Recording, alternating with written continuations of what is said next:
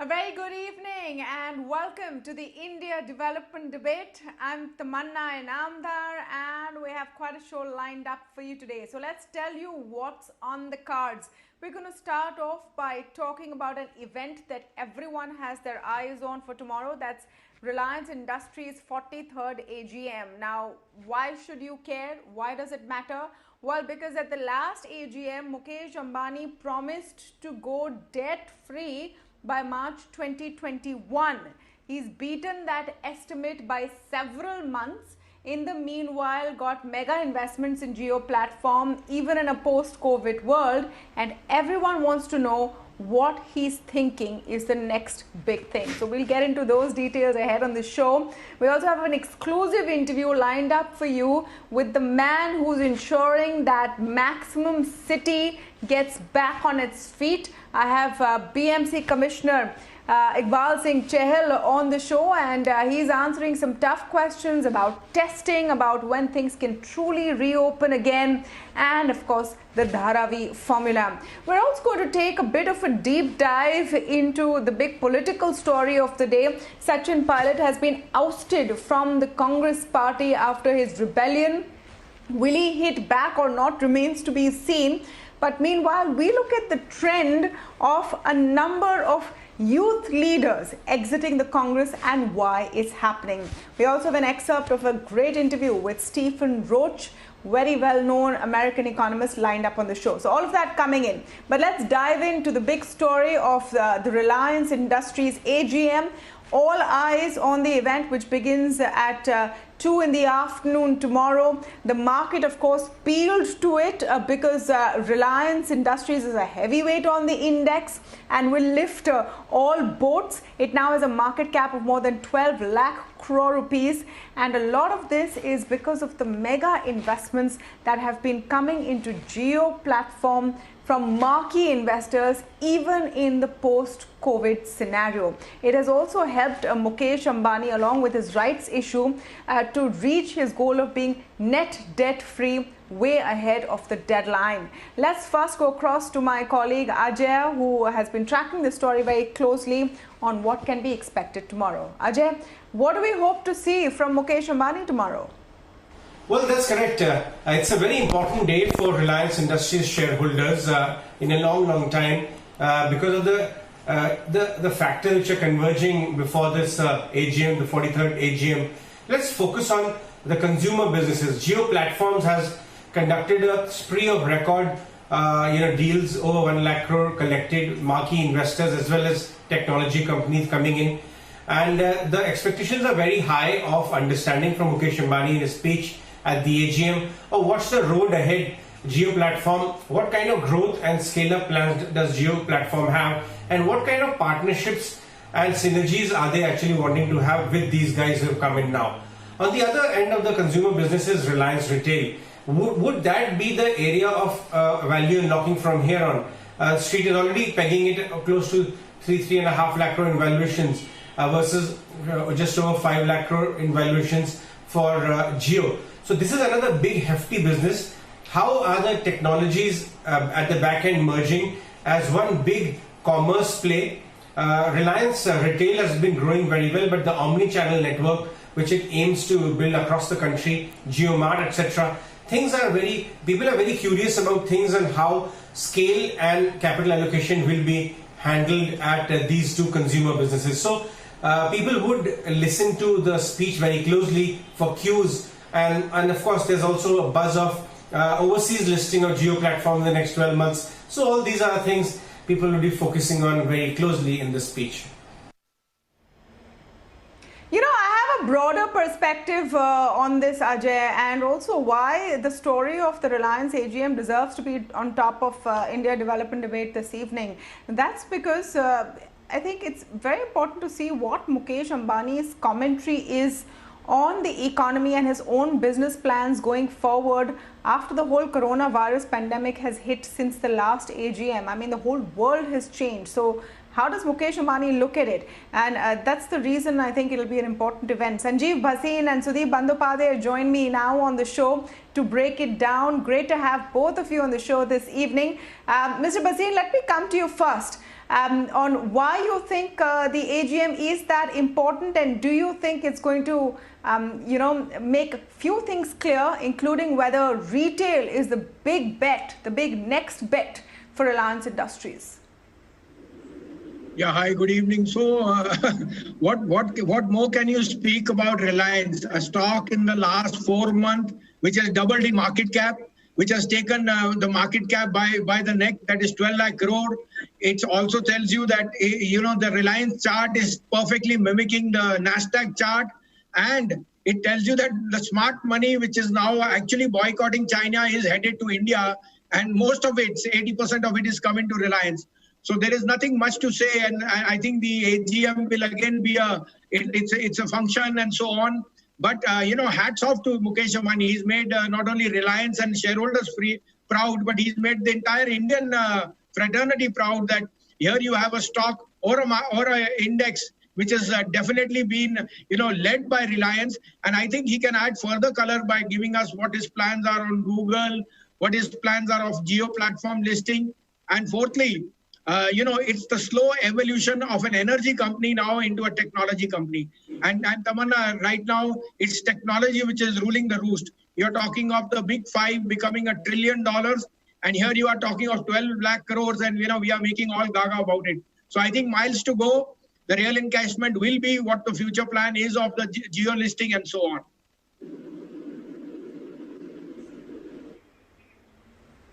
Yeah. Sudeep Bandyopadhyay, do you want to come in with, your sort of opening comments on why tomorrow is key and what really can be expected? We've all been talking about how the stock is run up. Is there more upside now? And what are the kind of, triggers that you would look for to see a further upside in the stock? Absolutely, Tamanna. I think I'll add to what Sanjiv is mentioning. There are a few things which I'll be definitely, kind of waiting and watching at the AGM. One, I think, is the deal between Reliance and Saudi Aramco. The oil to chemicals business, we haven't heard much in the recent past, but we understand when the last quarter results were declared, it was mentioned that the diligence is on. And that's going to be, again, a landmark deal. People are talking about an 18 billion deal there, whereby Saudi Aramco will take a significant stake in the oil to chemicals segment of Reliance Industries. That will be, again, a separate company. Let's see how that pans out. And some announcement pertaining to that, I'm sure, is on the cards. The second, as Sanjiv mentioned, the listing plan for Reliance Jio platform, I think it's again very, very critical. I think the listing should happen in one of the global exchanges, and it should start fetching a valuation like FANG stocks, and that's the real game changer for Reliance as well as India Inc. The third thing which I'll be looking for is obviously the value unlocking which may happen at the Jio fiber and the Jio tower level. There is a tower asset and there are fibers, and value unlocking can happen in both these two segments. We'll have to wait and watch what happens there. Is there going to be any announcement on that? The next important thing obviously is the strategy ahead for Reliance Retail as well as JioMart. I think it's a huge business, and I think the next year can be the year of Reliance Retail and JioMart. There is a absolutely stupendous opportunity which Reliance probably will look at capturing, and there will be again value unlocking. The last but not the least, there is a transaction brewing between Reliance and the Future Group, whereby it's being talked about that Future Group and in its entirety will be acquired by Reliance. I think that will add significant muscle to the Reliance retail business, and some announcement on these lines on this transaction also will be awaited.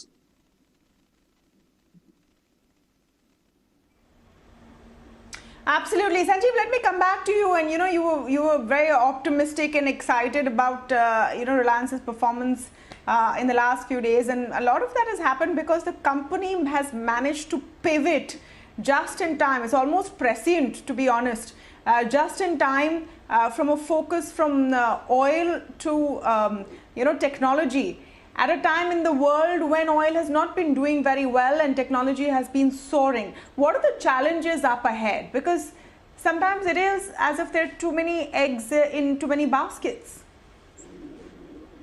Well, it tells you, Tamanna, that Mr. Mukesh Ambani has a huge vision which is ahead of time. 20 years back, when he went into refining petrochemicals, he realized that an energy-starved India would be the cornerstone for such a large population, and growing day by day was energy. And so 20 years back, you heard Patal Ganga and Jamnagar and all that. Now he realized in the last 3-4 years that no longer is energy the wild card. It is all about technology. It is all about data. And that's what he's been, unrelentlessly following. So there was always the overhang of a huge debt burden and so on. And lo and behold, in less than 1 year, he's given way to that. The lockdown has unfolded the reality of data and digitalization, which is now going to be a reality of all our lives for the future. And thirdly, the bigger pinpoint has been that China has been again sidelined. So large part of the investors, which are global and in all phases, private equity, Facebook, Google, all are making a beeline. Challenges ahead?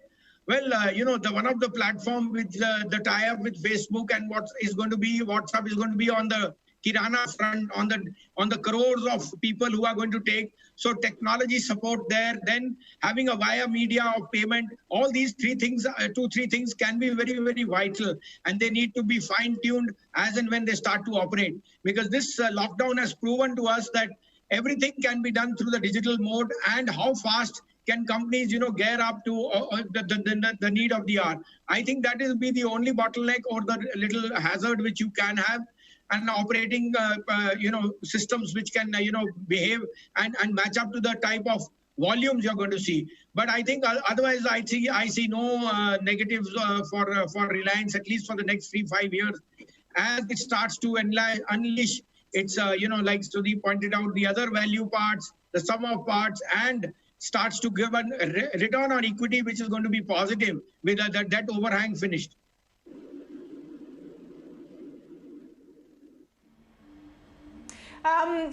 Sudeep, are you seeing it with the same kind of rose-tinted glasses that Sanjiv seems to be seeing it? He's saying, I see no negatives, no challenges for the next 3 to 5 years. Let's focus a bit on the retail space as well, which is extremely cluttered in India right now. Do you think that that's the next direction they will head in? Tamanna, I think in any grand plan, the execution becomes extremely critical. So like we have seen Reliance Jio, I think since the launch, there were lots of question marks. I think all of us had our doubts, how this business will start making money and things like that. But once they got the execution part right, I think, we have seen the magic which it can unlock and bring to the company. I think pretty much the same will be attempted as far as the retail piece is concerned. And they are putting together pieces of the puzzle now. We have seen the Reliance retail stores across the country getting developed and starting business, I think about 3-4 years now. There are multiple pieces in the retail business. There is the Kirana store model. When there are electronics, there are other retail. And what they are now doing with the Facebook tie-up is bringing in WhatsApp for integrating the Kirana stores with the entire retail business. And that's what they are calling the Jio platform's cornerstone is going to be. The next piece of the puzzle was maybe a little upmarket food, grocery retail, as well as other pieces of retail which were missing. To an extent, the future acquisition, if it happens, will bring the private label competency in the non-food areas. And I think that's going to be extremely critical for enhancing the margin for the entire retail business going forward. I think, as I mentioned, they're laying together the pieces of the puzzle. Maybe 1.5 years, we'll again start seeing significant value unlocking and revenue generation of an unparalleled scale through the retail. Look, if you look at the world, which are the largest companies in the world? They are Walmart, Amazon, likes and the likes. And what do? They're in retail. So retail, end of the day, is one of the largest business which a conglomerate can get into. Of course, you have to get your execution right and the model right. That's what Reliance is attempting. And I'm pretty confident seeing their track record that they will achieve it. It will take maybe 1.5 years, but they will be there. Well, the Amazons of the world now have to watch out perhaps for a new player on that end. The plans are always grandiose and larger than life when it comes to RIL. Let's see what's in store for the AGM tomorrow as we await the commentary coming in. Thank you so much, gentlemen.